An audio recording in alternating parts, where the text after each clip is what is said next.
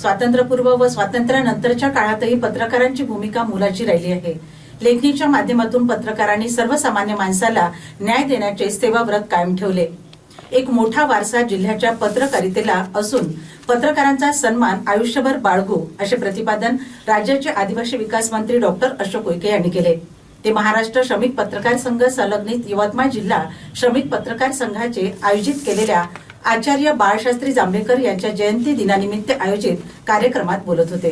स्थानिक ज्येष्ठ नागरिक भवनात सोमवारी 6 जानेवारीला मराठी पत्रकार दिनानिमित्त श्रमिक पत्रकार संघाने कार्यक्रमाचे आयोजन केले होते.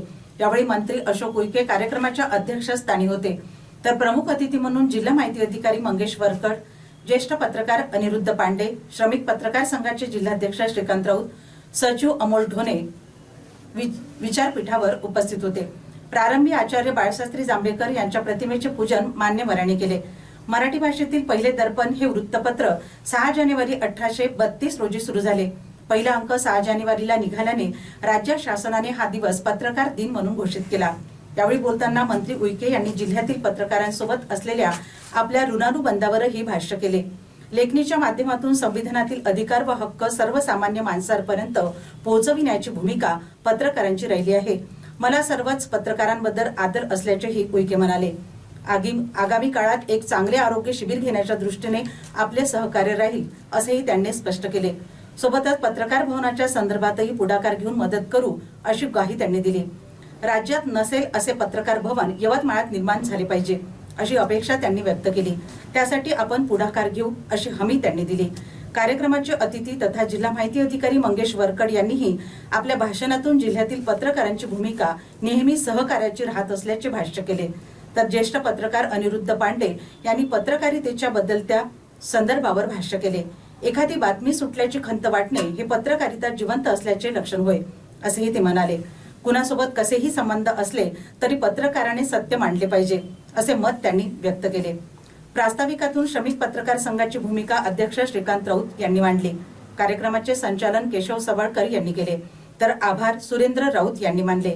या कार्यक्रमाला पत्रकार दिनेश गंदे, गणेश बयास, नितीन पखाले, राजकुमार भितकर, नितीन भागवते, अविनाश सावापुरे, विवेक गावंडे, विवेक कवठेकर, नागेश गोरख, गणेश राऊत, रघुवीर सिंग चौहान, वीरेंद्र चौबे, रुपेश उत्तरवार, अमोल शिंदे, किशोर जुननकर, संजय सावरकर, श्याम वाडे, तुषार देशमुख, मनीष जामदळ, अतुल राऊत, सुधीर मानकर, लक्ष्मणलाल खत्री, विवेक वानखेडे, जयंत राठोड, संजय राठोड, नितीन राहुल वासनिक, विजय बुंदेला, अनिकेत कावळे, सय्यद मतीन, सय्यद मुनाब, रवीश वाघ, गौतम गायकवाड इत्यादी जण उपस्थित होते.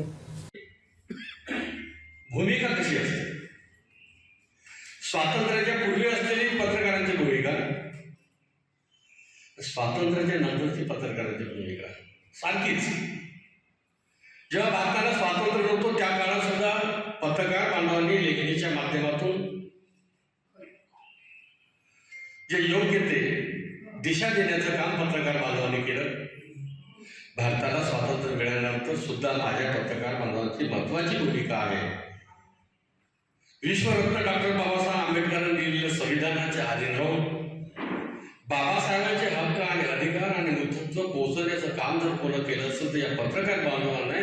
तर त्यामुळे मला पत्रकार बांधवाबद्दल गर्व आहे. का गर्व आहे? लेखणीच्या माध्यमातून संविधानाचा असलेला अधिकार जो आहे शेवटच्या घटकापर्यंत पोहोचण्याचं काम या माझ्या पत्रकार बांधवांनी केलेलं आहे. त्यामुळे पत्रकार बांधवांना कधीही विसरू शकत नाही अशी पत्रकार बांधवांची भूमिका आहे. पण मानते वेळी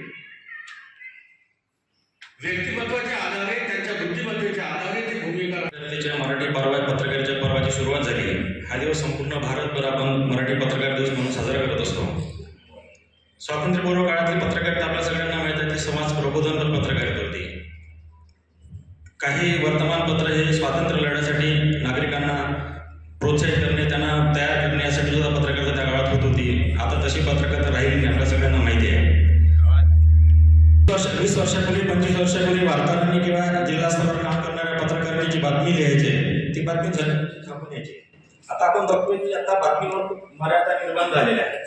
त्यात मालकशाही असतील किंवा व्यवसायात असतील किंवा पत्रकारिता स्पर्धा असतील किंवा मालकांमध्ये असलेले हे असतील, स्पर्धा असतील, अशाही कारण आपण सगळेजण चांगल्या बातम्या असतो. समाज प्रबोधनाचं काम आपण सातत्याने करत असतो. असंच काम आपल्या सातत्याने घडत राहावं अशी मी अपेक्षा व्यक्त करतो. शासन सर्वसामान्य नागरिकांसाठी विविध प्रकारचं काम करत असते. वेगवेगळ्या योजना असतील, उपक्रम असतील, लोककल्याणकारी कार्यक्रम असतील, हे सगळे कार्यक्रम लोकांपर्यंत पोहोचण्यासाठी आपलं फार मोठं सहकार्य आम्हाला लाभत असतं. गेल्या काही वर्ष झाले मी इथे आपल्यासोबत पत्रकार म्हणूनही काम केलेलं आहे आणि आता अधिकारी म्हणूनही काम करत आहे. सातत्यानं आपलं सहकार्य, खूप चांगलं सहकार्य, इतर जिल्ह्यातील पत्रकारांचं खूप चांगलं सहकार्य प्रशासनाला लाभत असतं. पत्रकारितेचं शिक्षण वगैरे घेतलेलं नव्हतं. तर आज कुठलाही दैनिक किंवा कुठलाही चॅनल हे तुम्ही पत्रकारितेचं काय शिक्षण घेतलं आहे हे तुम्हाला विचारतं. त्यामुळे आता पत्रकारिता हे काही मिशन वगैरे राहिलेलं नाही, ते आता एक प्रोफेशन झालेलं आहे. तरी मला सांगितलं की बा एखादी पत्रकारांजवळ एक बातमी असते, तुम्ही पत्रकार आहात, तुमच्याजवळ एक बातमी आहे, पण ती बातमी तुम्ही काही कारणासाठी तुम्ही देऊ शकत नाही. कारण ती बातमी ज्या व्यक्तीबद्दल असते त्या व्यक्तीशी तुमचे संबंध हे कधी कधी ॲड येतात. कधी कधी तुमची त्यांच्यासोबतची मैत्री ॲड येते, कधी कधी तुमची त्या व्यक्तीसोबतचं मुळातच असलेलं भांडण ॲड येते. म्हणजे अरे हा तर म्हणजे हा तर वाटच पाहत असतो, हा माणूस केव्हा झोडपायला सापडतो, या पद्धतीने आपण विचार करत असतो. पण मग आपण विचार करतो की नाही जाऊ द्या, कशाला नेहमीच आपण वाजवत बसायचं.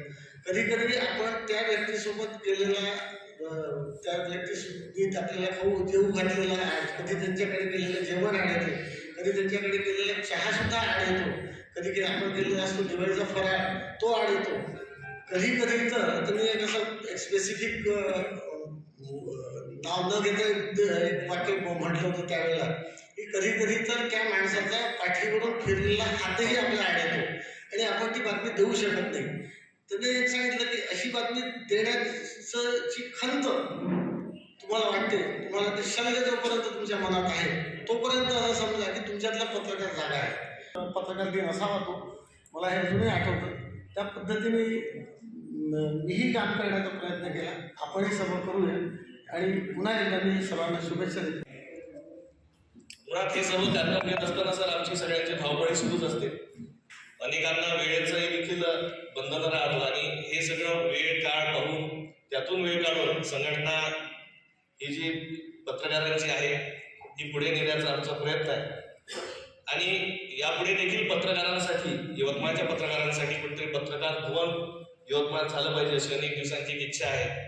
त्यासाठी देखील आमचे प्रयत्न सुरू आहे आणि त्या कामी आपलं देखील सहकार्य यापुढे आम्हाला आवश्यक राहणार आहे.